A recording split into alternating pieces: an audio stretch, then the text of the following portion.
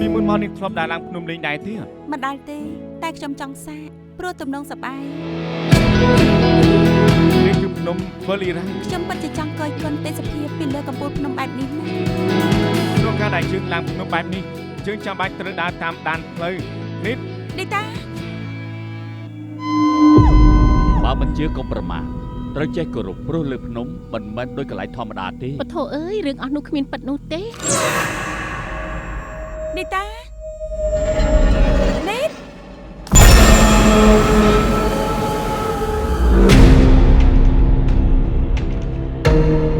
ពួកយើងដើរទៅដើរមកតែកន្លែងដដែលយើងទៅបាត់ជើងត្រង់នោះទៅខ្ញុំមិនដែលឃើញផ្សារណានៅកណ្ដាលព្រៃចឹងទេ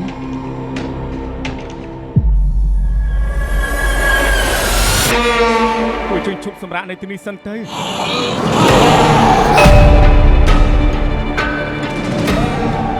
ឯងកំពុងតែស្ថិតនៅរវាងភពរបស់មនុស្សនិងភពវិញ្ញាណដែលមើលមិនឃើញទីនេះត្រូវបានគេហៅថាភូមិវិញ្ញាណខ្មោចអ្នកចូលមកដល់នឹងភ្លេចផ្លូវចេញទៅវិញពពួកវិញ្ញាណខ្មោចនិងទីបញ្ចុះសពកំពុងតែប្រពៃពិធីអន្តងព្រលឹងបើមិនថាប់ចេញទេពួកយើងនឹងស្លាប់នៅទីនេះពិធីអន្តងចុងក្រោយបានចាប់ផ្ដើមហើយ